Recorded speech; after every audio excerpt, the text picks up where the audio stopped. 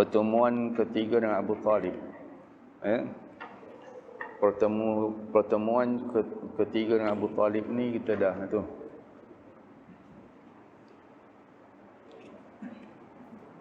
Pengajian yang lepas, kejahatan Abu Lahab, Ummu Jamil dan juga Utbah bin Abi Muayyad dan juga Abu Jahal terhadap baginda sallallahu alaihi wasallam. Kemudian pertemuan yang ketiga,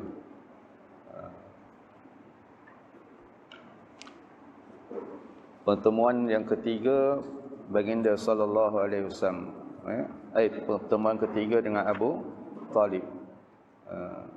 Jadi pemuka Quraisy, wahai Abu Talib, bersama kami adalah Umarah bin Abil Al-Walid, seorang pemuda paling gagah dan kacak. Apabila dia sebagai anakmu dan serahkan anak saudaramu Muhammad kepada kami untuk dibunuh. Jadi dia nak tukar. Nak tukar dengan Rasulullah sallallahu alaihi wasallam. Jadi dia nak bunuh baginda sallallahu alaihi wasallam.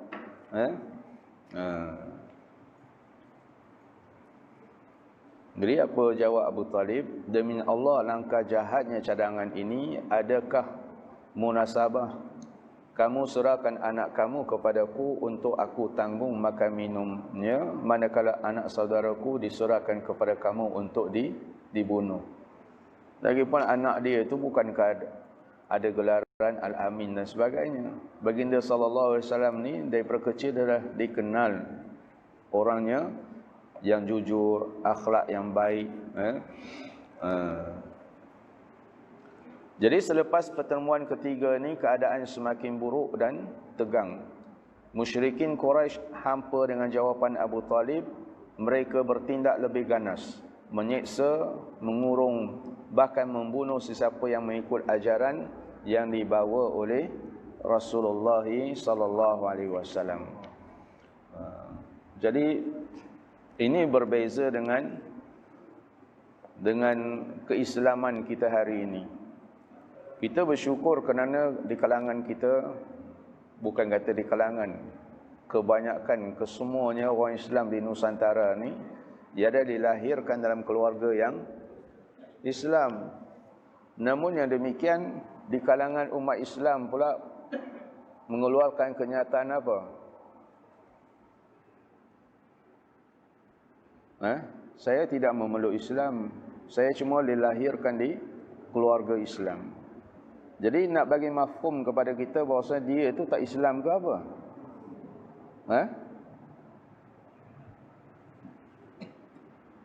Syarat nak jadi seorang Islam apa dia pertama? Syahadah. Habis tu dia tak pernah mengucap syahadah. Barangkali tasdik pada hati dia tidak ada barangkali. Hanya iqrar bil lisan saja. Ini cukup bahaya. Fahaman-fahaman sekarang ni kecelaru habis semua umat Islam ni. Besok generasi Y kita pun kata, aku tak memeluk Islam. Aku dilahirkan oleh ibu bapa Islam saja. Jadi pihak berkuasa wajib ambil tindakan, terutama sekali pihak JAKIM, perlu ambil tindakan tegas terhadap fahaman-fahaman ataupun ucapan-ucapan yang sedemikian.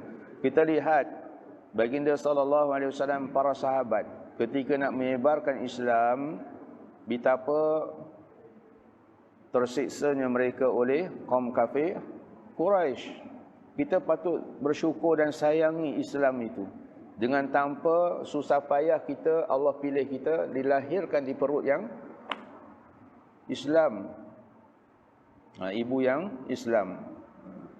Jadi selepas pertemuan ketiga ni, keadaan semakin buruk dan tegang.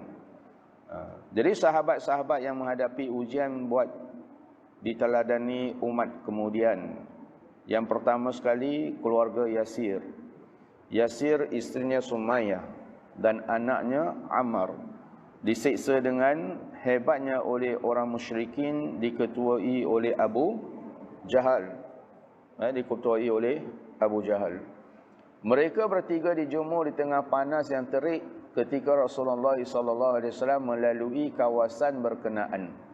Baginda bersabda, bersabarlah wahai keluarga Yasir, dijanjikan syurga untukmu. Jadi kena memerlukan keimanan yang mantap. Sebab itu Allah Subhanahu wa taala menawarkan suatu penjagaan kepada kita.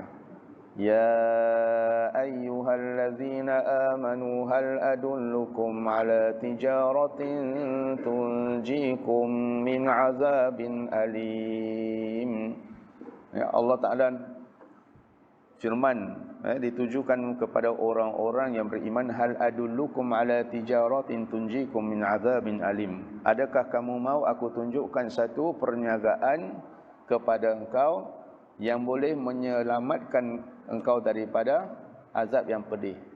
Tu'minuna billahi wa rasulihi wa tujahiduna fi sabilillahi bi amwalikum wa anfusikum. Iaitu kamu beriman dengan Allah dan Rasulnya, kemudian kamu berjihad di jalan Allah dengan harta, kemudian dengan jiwa raga kamu. Inilah Islam. Kerana kita hidup di dunia ni bukan kehidupan ni satu saja, kemudian kita mati habis selesai semua. Tak. Kita ada akhirat yang merupakan salah satu rukun iman yang wajib kita imani. Jadi Rasulullah SAW berkata kepada keluarga Yasir, bersabarlah wahai keluarga Yasir, dijanjikan syurga untukmu.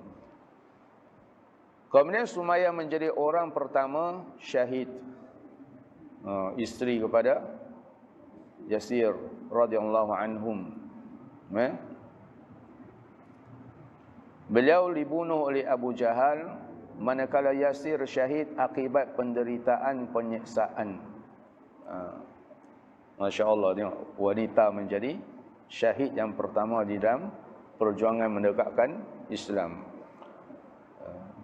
Kemudian akibat penyiksaan yang dahsyat, Ammar menunturkan kalimah kufur dalam keadaan terpaksa. Apabila beliau dibebaskan, Ammar pergi berjumpa Rasulullah SAW sambil menangis dan meminta ampun. Rasulullah bersabda, Ammar dipenuhi iman dari kepala hingga tapak kaki. Jadi sebab dia terpaksa buat pengakuan, ucapkan kalimah kufur. Jadi sempena peristiwa itu turunlah firman Allah Ta'ala, Man kafara billahi min ba'di imanihi illa man ukriha wa qalbuhu mutmainnun bil iman walakin man syaraha bil kufri sadran fa'alaihim ghadabun minallahi walahum azabun azim. Surah An-Nahl. Sesiapa yang kafir kepada Allah sesudah dia beriman, dia mendapat kemurkaan Allah. Kecuali orang yang dipaksa kafir, padahal hatinya tetap tenang dalam beriman, dia tidak berdosa. Akan tetapi orang yang melapangkan dadanya untuk kekafiran, maka kemurkaan Allah menimpanya dan baginya azab yang besar.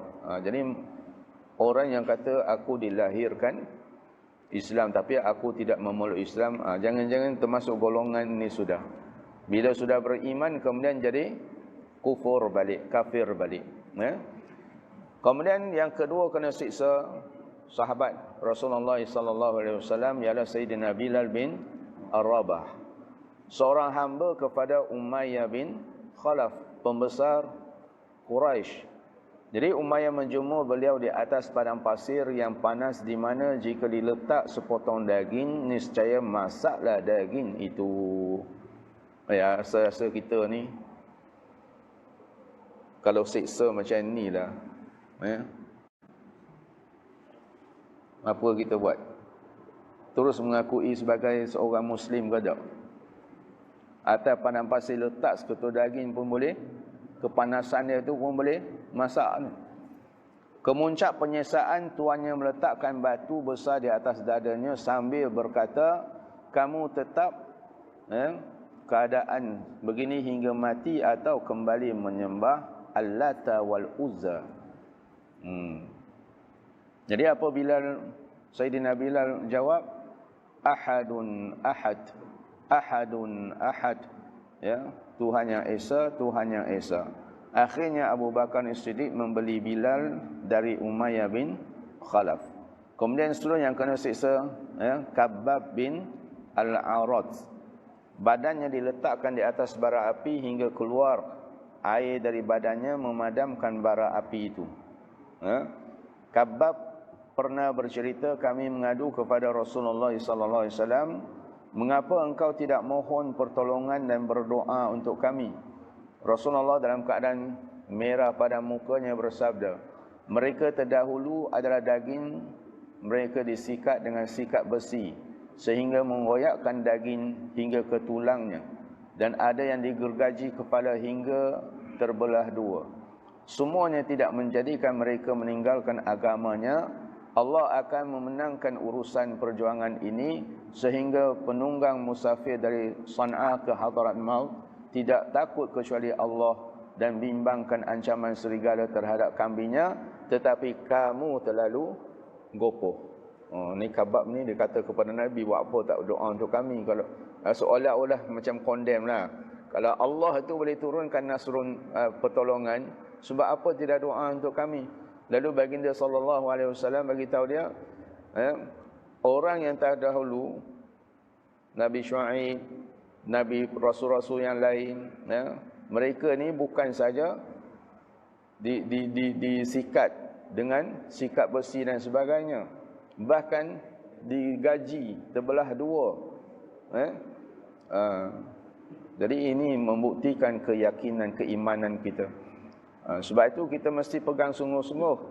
Yuriduna liyutfi'u nurallahi biafwahihim wallahu mutimmu nurihi walau karihal kafirun. Diulang lagi sekali, walau karihal musyrikun. Nak mantapkan iman kita bahwasanya puak-puak kafir ini ingin memadamkan cahaya Allah. Puak kafir dan munafik ini dia ingin padamkan cahaya Allah. Tetapi Islam milik siapa? Milik Allah. Wallahu mutim nurihi walau karihal kafirun walau karihal musyrikun. Ini teguran baginda sallallahu alaihi wasallam terhadap Khabbab bin Al-Arat. Kemudian Mus'ab bin Umair, seorang pemuda bangsawan, kacak dan berpakaian dengan indah dan mahal. Ibunya seorang hartawan.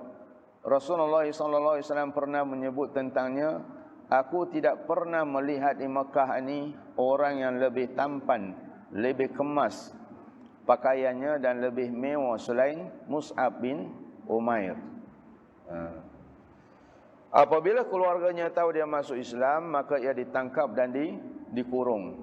Tetapi akhirnya Mus'ab dapat lepaskan diri dan berhijrah ke Habasyah.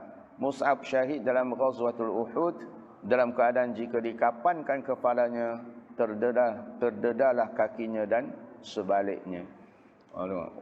Ini ujian, dan hanya disebutkan beberapa orang sahabat lah, yang awalin keadaan mereka ni macam mana ujian Allah Ta'ala terhadap Rasulullah dan juga para sahabat dalam menyebarkan